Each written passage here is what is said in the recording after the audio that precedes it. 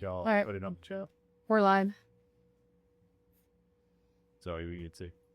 Thank you. So, all right. So tonight we are starting the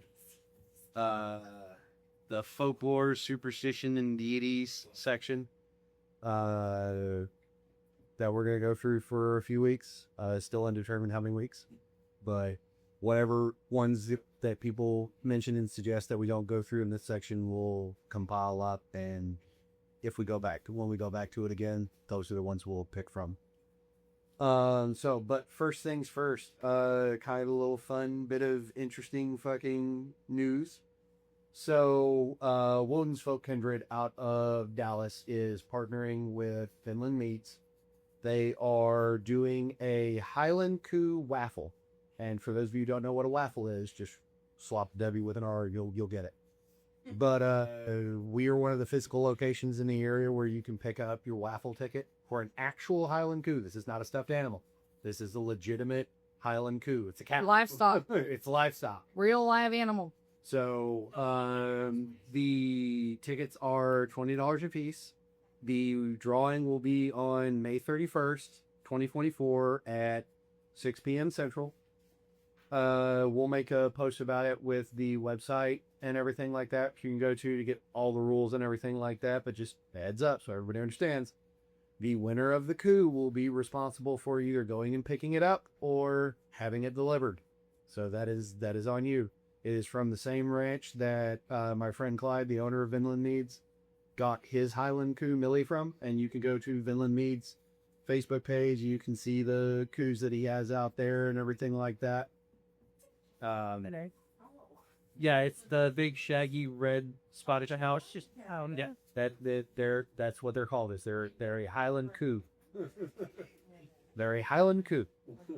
So, but we're one of the physical locations you can pick it up, and what Woden's Folk Kindred is thinking about doing. We'll see if they do this, but the idea behind this is every year they're going to do a raffle. It may not be a coup every year, but the raffle is essentially going to go to heathen own and run businesses, small businesses, as either startup capital or expansion capital. So all the money from this goes to a small business in the community for the heathen community, but the practitioner or pagan community as a whole, to help start up or to help increase the company's operate capacity. So, but we have them here at the B. There's some over at the Vintage Fork. There's some in Kilgore, Mineola, Alba Golden, and you can also go to the Woden's Folk Kindred site, I believe, and also register and everything like that. We double check, but we'll make a post about it with their website on it, so you'll be able to go. But just so you understand, that tiny little ball of cuteness right there will be the actual cow. And we can do it through Cash, and we can do it through Cash App. They have the Cash App barcode on the back of the tickets. So, everybody, if it's something you're wanting to is to get into cattle, Highlands are very hardy animals. They can handle a lot of different kind of temperature ranges. They do perfectly fine here in Texas. If you're one of those people like me who he eats a steak out of pure spite because he raised cattle, it's one of the best tasting meats out there you will actually get. You can talk to Clyde about it. He's actually had burgers and tacos made out of coups, and they're fucking amazing. Yes, and they're a smaller breed of cow, so they're a bit more manageable. They're a lot more even tempered, a lot gentler, very, very docile breed. And the more love you give them, the more affection you show them, the more docile and affectionate they are in return. So they're actually very, very, very good breed of cattle, and they have the longest calving span, and they have more calves in that span than most breeds as well. So for those of you who are looking into homesteading and possibly starting a herd here in Texas, Highland coups are actually recommended for it. So, and they love the thick brush in Texas. So, all right, that being done, the because we're starting to see the deities and the superstitions thing. Don't really have a lot of stuff to show you. Last week we did the big green rock. So this week I decided to bust something out from my travels around the world.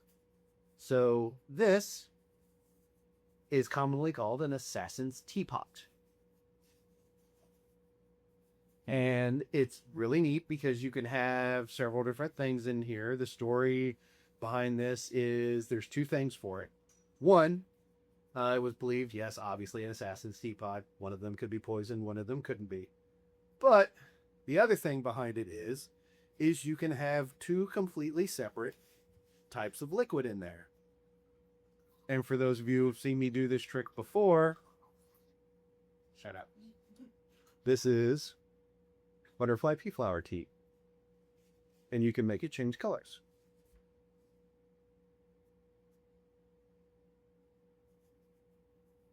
So, but this is something I learned about from a buddy of mine who was really big into, I met him in the army. He was really big into several different styles of martial arts, one of them being ninjutsu. And this was just kind of like, he had like fucking 5 or 6 of these things. One of them was actually very antique. That they was like I want to say it was like 100 years old. The actual teapot itself, like he spent a pretty penny on that. This is not one of those. This is not one of those really expensive teapots. I got this off fucking Amazon. So that is not one of those. But that's the neat, interesting thing I wanted to show people. So since we're not doing herbs and components and stuff, kind of showing people different stuff we keep up here in the shop, different things that we've kind of come across in travels and everything like that. Tonight, to start it off right, I bet you all thought I was going to talk about Rat Tasker. I'm not. Yes. There's like one sentence about him in the prose Edda and the poetic Edda. There's not a lot of information about Rat Tasker. So the joke about me expanding upon his greatness 5 weeks straight, that was bluff. Doesn't exist. There is no greatness. Oh, there's greatness. It's just like a one sentence thing, and I have to basically rant about squirrels for however long I do it. So, but no, so There, I don't know. basically what we're going over tonight, the first thing we're going to talk about is from my mom's family. So this is, the two things we're talking about tonight are straight out of the Highlands. So for those of you who haven't met me, I'm usually in a kilt, and the tartan I usually wear is the Stuart hunting tartan. That is actually the clan my mother's mother falls under. No, we're not Stuarts, we're McKays. We were their glaze and their groundskeepers. So we wear a hunting cart.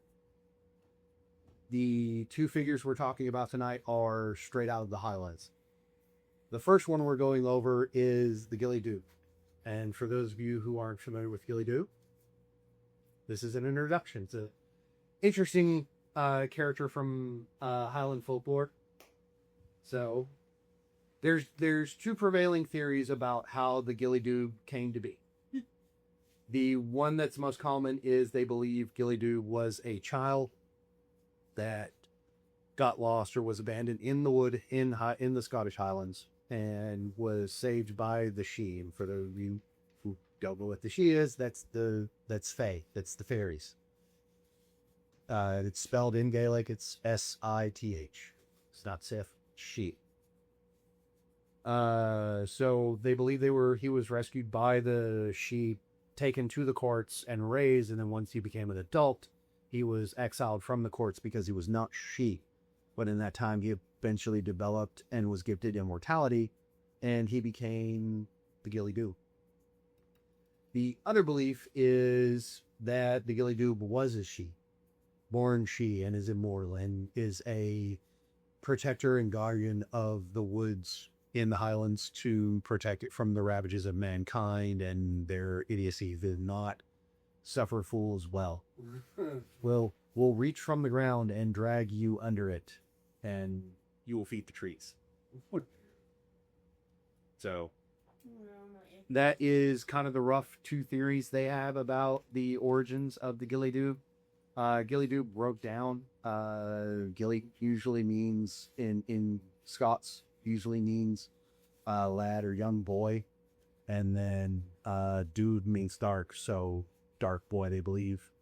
If it was a real child, that it was dark haired, darker of skin, and that that was where the name came from, was Ghillie Dhu.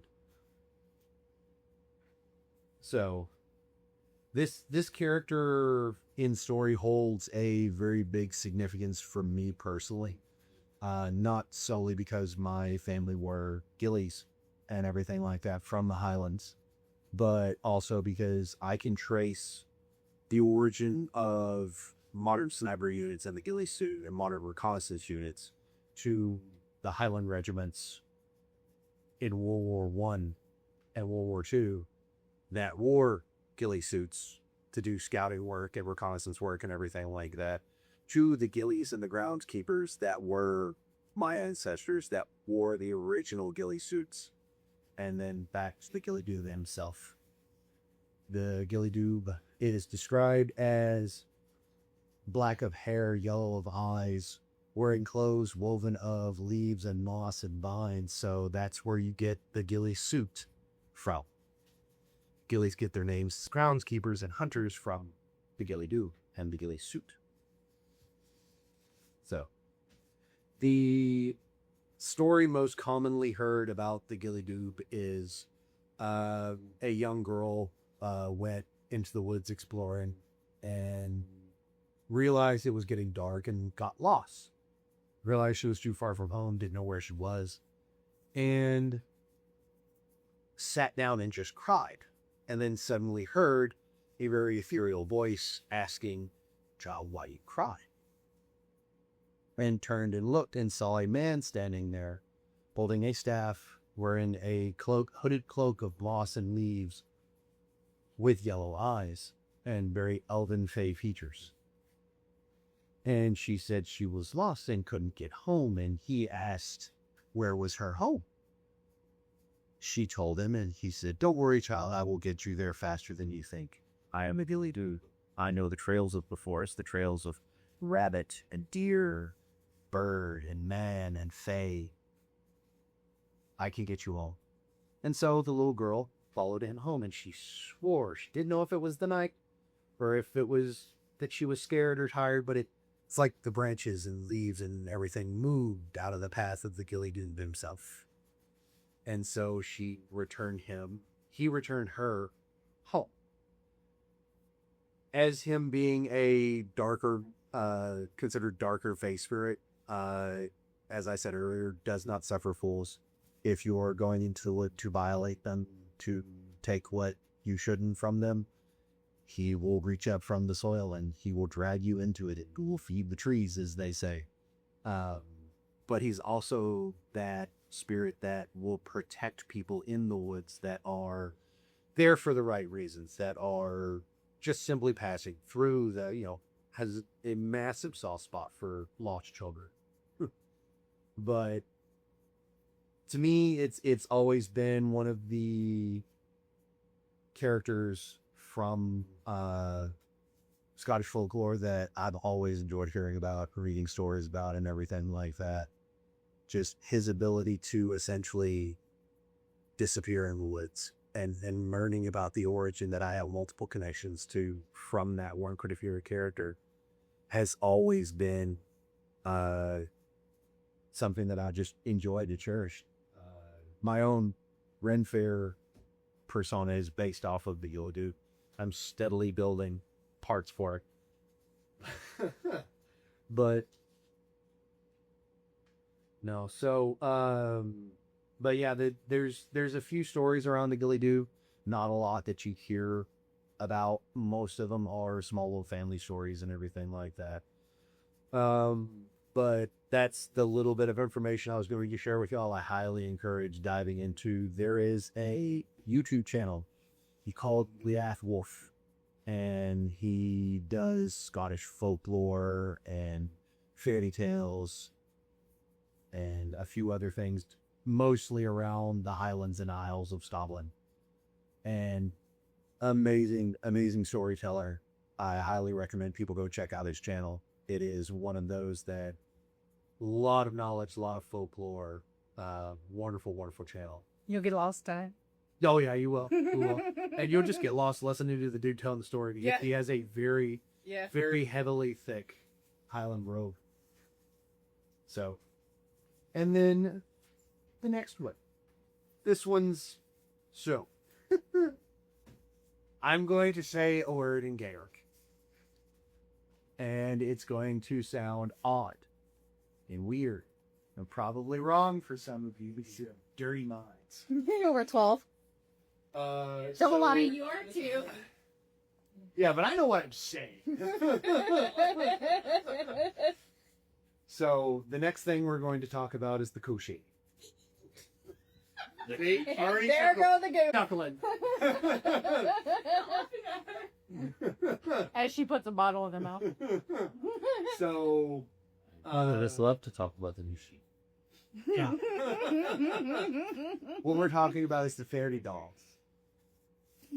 So, despite its size, it moves with utter silence. So, sorry. Trick, lost my spot. Yeah. So, despite its size, it moves in utter silence. It's always been considered an omen of death by locals in the. See how it would kill somebody. Yeah. By locals in. This doesn't get any better. No, it doesn't. So, the fairy dog, the Kushi, is said to be. And in its temperament. It's said to be Are there red? the size of a large cow or bull. Similar to like black dogs in Nizal. Yes. Yeah, I was gonna Yes, that's actually a part of there. It's much like a Grimm, much like a the Grimm church dog, much like a the Kushi in Ireland, but it's spelled differently because Irish people. Because we spell everything wrong. And And then it's the kind of the same dog as the Cunanan in Welsh. The only difference between those dogs is the Grimm and the Irish Kushi are black. The Cunanan is Welsh is white, and then the Kushi is green. There's not a red one. Not that I've heard of. So, back to the description of it. So it's roughly the size of a large cow or a bull. And for those of you who are unfamiliar about how tall that is, think it's probably about 5'1", 5'2" at the shoulders, and weighs about probably 1,400 to 2,000 pounds, and is utterly fucking silent when it moves. I want to play fetch. Unlike a cow. Unlike. You could listen from a mile away. Yes. But these spectral hounds, as quiet as they are known to be, they have a howl that is said to instill fear and dread, and is considered to be the actual physical end of death. We hear it 3 times. So if you're not inside of safety, inside a house or something like that, when you hear the 3rd howl, your soul is fair game at that point for the Kushi, because that is how it sustains itself. It eats human souls. It is a malevolent. It is a just dropping phones. It's fine. It is a malevolent. It's a malevolent thing. It's a malevolent she. Much like its cousin the cat she. Yes, I know that name is so well done. The cat she. The cat she will steal a soul from someone who has just died. A Kushi will actually hunt it down. Will hunt down humans and take their souls. And if it's a newly, new mom, essentially, just given birth, they will take the mom alive to the fairy mounts, and she will then basically give milk to the Dynasty, the old gods. They will keep her alive.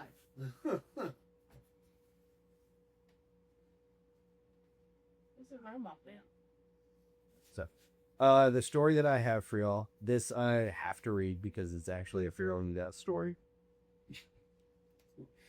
You're not slipping there, are you? Not at all. So, 1 second. Had to get my old name glasses on. So, on a day, a young shepherd was out with his 2 collies tending his flock on the coast of the Isle of Tyre. A storm suddenly sprang up, and the young islander ran into a cave nearby, seeking shelter. Upon entering, he heard yelps coming from deep in the cave. Curiosity led the young man deeper in. He then discovered 2 dogs of green coat, and their age and temperament led him to believe that they were puppies. As he stood there a while watching his collies play with the pups that were much bigger than they were, suddenly realized if they were pups, then the mother was soon to return. He fled back into the storm, and upon exiting the cave, heard a fearful howl and felt dread like his soul had never felt before. He blindly ran away from the cave until his legs could carry him no more and heard his second howl. Sometime after his legs began to lose their strength, and while his heart threatened to beat and leap from his chest, he frantically looked around and saw a shalin. And so for those of you who don't know what a shalin is, it's a hut that's typically built in the Highlands. They're not really owned by anybody. You can use them if you're traveling. Looked around and saw a shalin in the distance.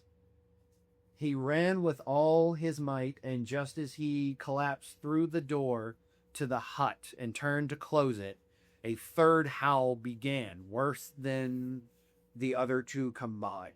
He passed out and fell on the floor in front of the shut door.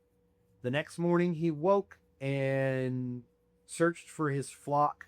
Without a trace of them, they were never found. But while searching for his flock, he did find his 2 collies.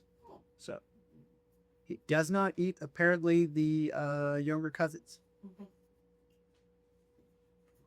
But that's one of the stories about the Cúshíes. They got stories of. There's actually a story of them finding a tooth in a barn that is a dog's tooth, much, much larger than any dog has a right to have a tooth. But it was found in a barn, and it's said that when it's placed in the water for livestock, it instantly cures them of all sickness. They can be used to protect from scarred magic, curses, witches, the Fae themselves, and it's also considered a good luck token. And the last known whereabouts of this tooth was somewhere in the early 1900s in Canada, with the last known living member of that family. There's actually a tooth floating around out there somewhere, but for a Cúshíe. I see you trying not to try a little laugh now, You just made me think of that movie Teeth. I know. I knew this is where the conversation was going. But no, like I was saying, it's very similar to the Grimms from English folklore, the church dogs, graveyard dogs, the Cúshíe in Ireland, and the Cuanon in Wales. There's a lot of tradition in the British Isles, Northern Europe, of dogs in folklore in some aspect, especially the spectral hounds. The Cúshíe and the Cuanon are featured heavily in Scottish and Welsh version of the Wild Hunt. On the channel I saw, Don't get distracted. Ulf, he actually tells a story in his video about the Cúshíe of 2 McDonald men being chased by Cúshíes, leaping out of the woods at them and realizing they're collared, and then them following the Cúshíes back and actually getting to see a she wild hunt procession go hasta. Well, no, don't try to sit me. For those of you who are wondering what they're talking about in the background, the Connie Porso pup that has been up here a few times is much bigger now. It's not here to not. And has no personal space. Yes, does not know, like most dogs that size. No concept of what personal space is. None. None at all. We needed a show and tell, but it can't. Well, something like that. The perfectly like maybe the firstborn pup. Yeah. Yeah. Like the size. Still going out of the pups. Yeah. Yeah. But no, so this was kind of the first night for the folklore, superstitions, and everything like that. Next week we are, hopefully he has time to come up here. The blacksmith, the knife maker next door, who owns Jin Designs, hopefully we'll be able to stop by, and he and I will get to have very in-depth, swirly, red hole conversations about the Jin. Yay. I've gotten to spend a lot of time in the East, and that is one of the prevalent stories that I was very interested in learning about over there. So I'm hoping Key and I will be able to have a very in-depth, very lengthy conversation about the Jin with everybody here and those of y'all on the live. So, and then the week after that, our friend who is the ordained minister in the Church of the Flying Spaghetti Monster, will be stopping by. I think he's bringing his colander. That's a possibility. It may happen. I can bring one. It may no, but he'll be here the week after next, and then there's a few other lists of things and that we'll be going into. I know a few people have submitted a list of a bunch of different things and stuff. Jin was on there, and that was remember we were already planning on doing. But we're all. I'm hoping Jonathan and I can actually go into the different types of Jin, like the methods and things like that. So. And for those of you nerds out here watching that, no, I'm not talking about D&D. There's things in there. That's not what I'm talking about. Very, very different. So, Don't be calling us out. that's fine. You're gonna talk about the Jinn. You're gonna Yes. talk about genies and all that stuff. Well, that's so. That's next week. Is the Anglicanized version Of of Jinn. the word Jin. Ah, So Jin is G. oh, good. Yeah. I didn't know if it was a subfamily or something. No, I legitimately did. Genie is the Anglicanized word of Jin, like shaman is the Anglicanized word of Shawless. Fucking English language, fucking shit up.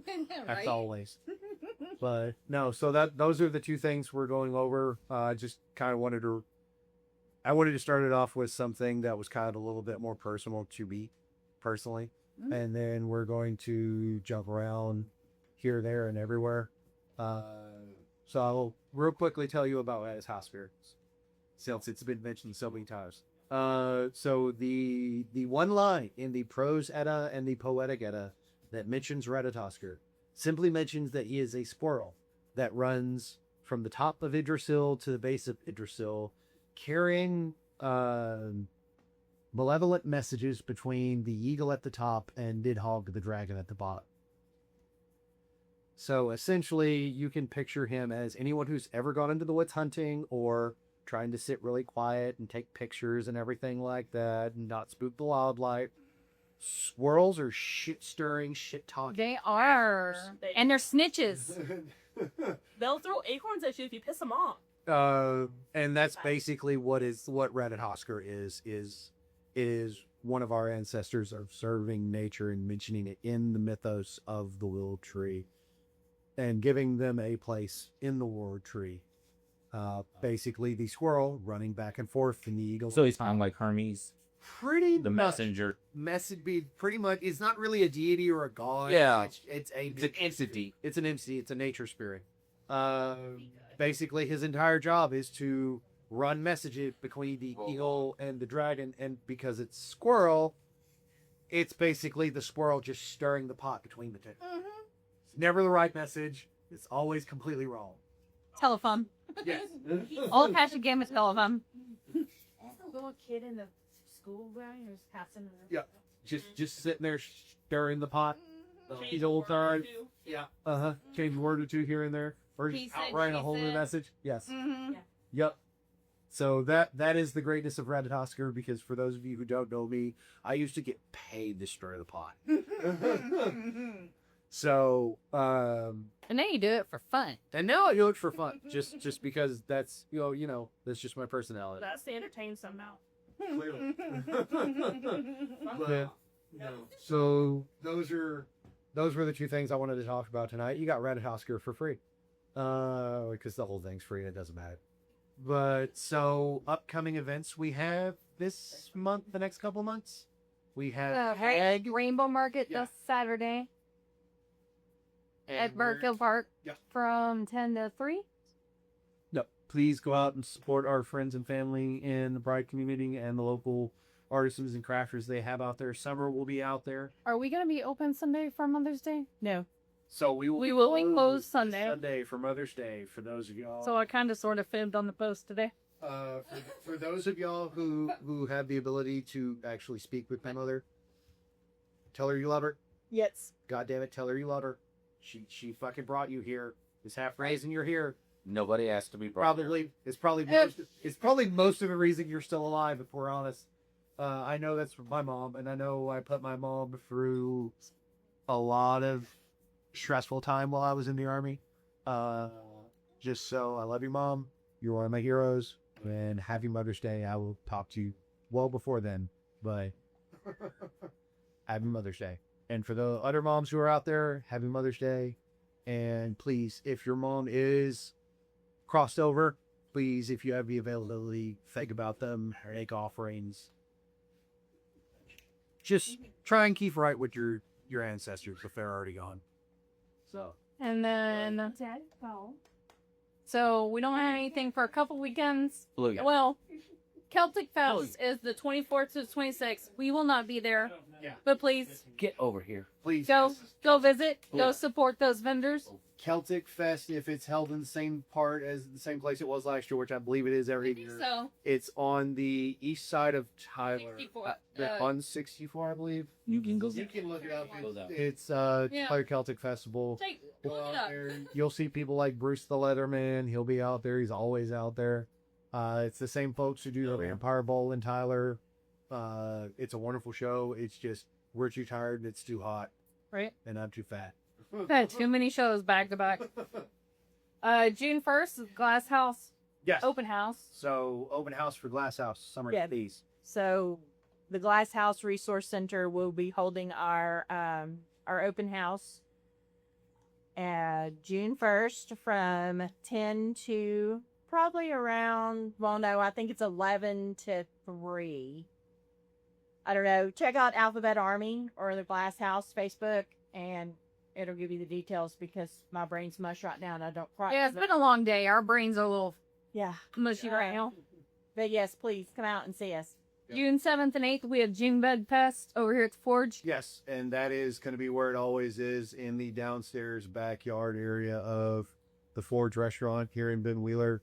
It's a big art show. Everybody that's going to be there selling stuff, local artisans, artists, crafters. They're going to have the throwdown like they always do, which is people throwing pottery on wheels and everything like that. It's really interesting.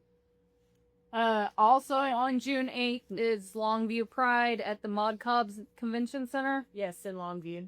Yep. And then June 22nd is Tyler Pride Fest at W.C. Brookshire's new conference center. that one. And then we're done for a little. Then we're done for a little bit. It's too hot. That's our off season. Yeah, we're We're hitting old and we're it's hitting too hot.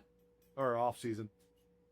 So, but yes, for the most part, the shop is back open and back on regular hours, except for this Sunday, which is Mother's Day. They closed for that. But other than that, we'll be here as always, Wednesday through Sunday. And if y'all need anything, y'all give us a holler. So, but not agree. crew raffle tickets, yeah, we're not your 3 a.m. friends. Nope. Crew raffle tickets, everybody heard about the shows. So, yeah. Go out, support your local artisans. And you don't have to buy stuff from them to support them. You can go to their Facebook pages. Follow them, like them, share them. share it.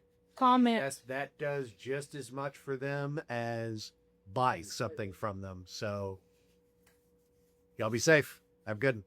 Bye.